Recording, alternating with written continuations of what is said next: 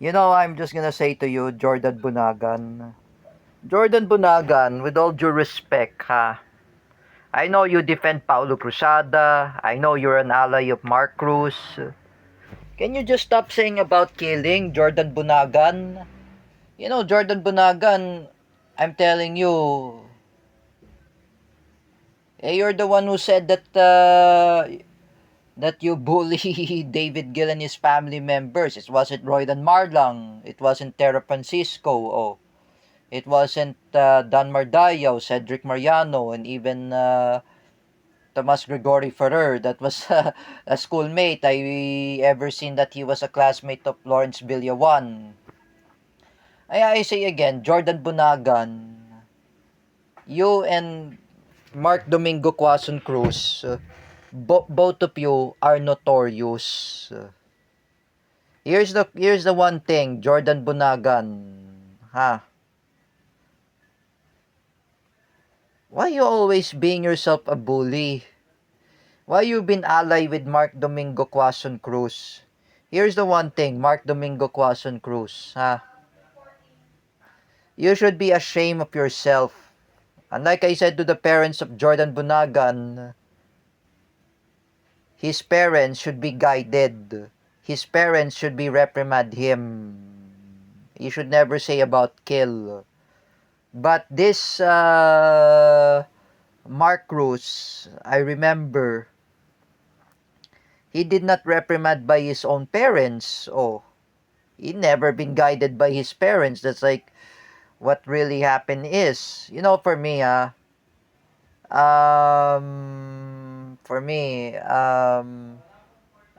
I've been talk with with with Ate Ellen Cerverio. Oh, why do you say bad words at Juan Carlo Pabale? Don't you even know Mark Domingo Quason Cruz? Juan Carlo Pabale is really tired of your toxicity and is very tired about cyberbullying. Oh, he's tired of that. If I say to you, Mark Domingo Cruz, if Juan Carlo Pabale bash you and he says to you, I don't want to get in trouble, he doesn't want to get in trouble. Look at John Timothy Trevino. Oh, my friend. He doesn't want to get in trouble.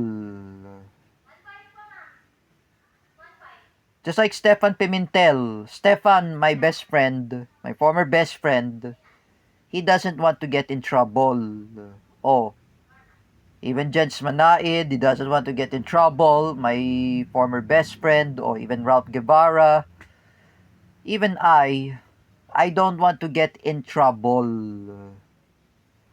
And I'm telling you, Mark Domingo Quason Cruz, if you want to stop this nonsense, even you post about against Rodrigo Duterte with the bad words, and you're saying bad words at him, that he doesn't do anything. He has diabetes. Mark Domingo Quason Cruz, respect the elders.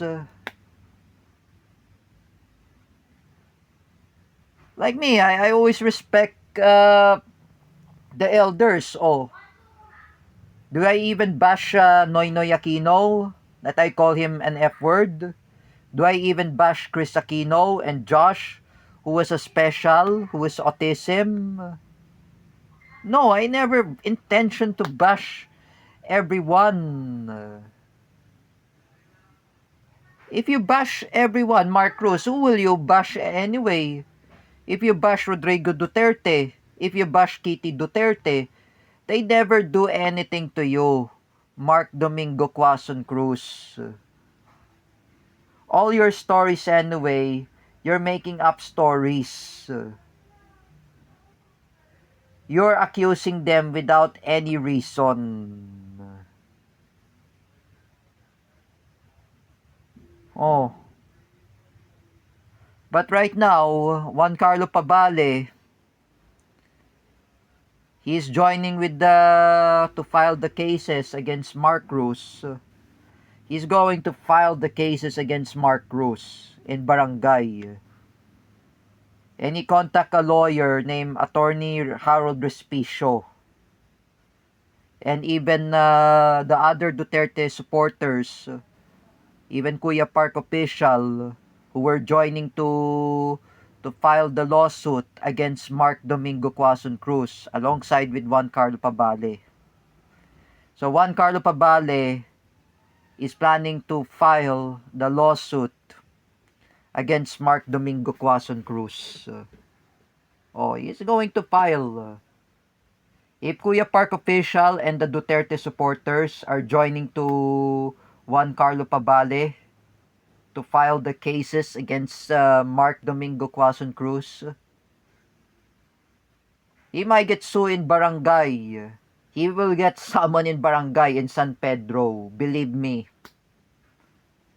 I've been talked that to Juan Carlo Pabale. I say to him in the threads in Instagram, if Mark Domingo Cruz curse you a bad words, Carlo Pabale, and I told him, kasuhan mo na yan si Mark Cruz. Demanda mo na yan, like I said. If you want to file the lawsuit against Mark Cruz, you can file him a lawsuit and tell that to the police, give him inquest proceedings. It's simple. I am telling you, Mark Domingo Quazon Cruz,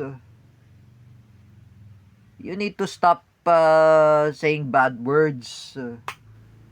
You don't know what you're talking about.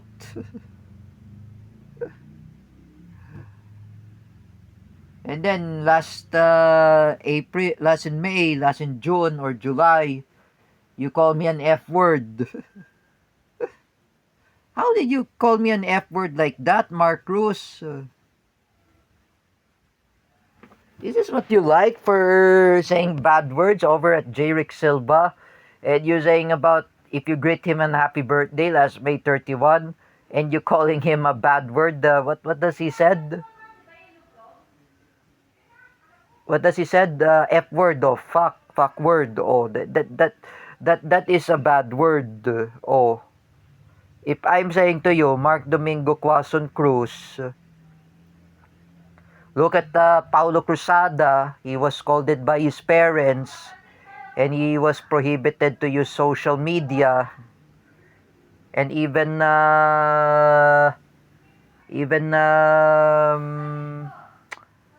Teacher Alexandra Pagkalinawan, he was scolded by her own parents for saying a bomb joke or bomb threat in Davao City. She got reprimanded by her own parents. But Paulo Cruzada had been reprimanded by his own parents for making bomb joke in Davao City or bomb threat. At least they reprimand by their own parents. But for Mark Cruz, you should be reprimanded by your own parents and teach you good manners and right conduct, how to use social media. Like I said before, do not say bad words. I've been lessoned that from Teacher May in social media etiquette. Do not say bad words in social media. Just like I say to you, Mark Cruz, why did you say bad words in social media? Why did you say bad words at Ryan Cristosero and Juan Carlo Pabale? And you calling Juan Carlo Pabale palpak? Carlo Pabale, anyway, he's just like Ralph Guevara. He's just like Stepan Pimentel. He doesn't want to get in trouble. Like I say again, Juan Carlo Pabale, he doesn't like in trouble. If I were you, Mark Domingo Quazon Cruz, if everyone will hate you, even Franco Cagayat, doesn't like toxicity. He doesn't want to stay in the Philippines. He wants to work in abroad. Just like Ninong Michael. Franco Cagayat, he doesn't like in trouble.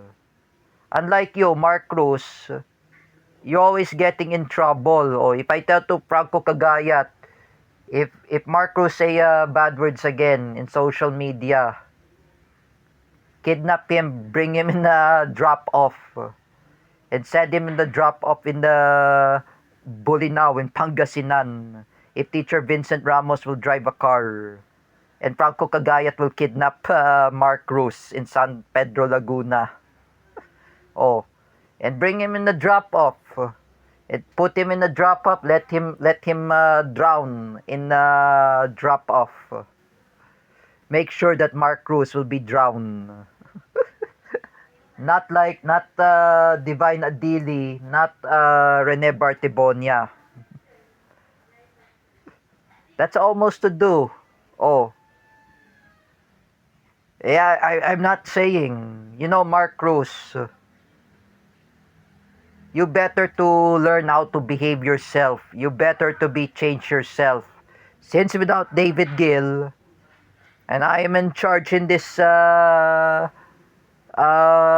monitoring in social media. I always monitoring what you're posting at in Instagram threads. Oh, what you're saying, it's nonsense.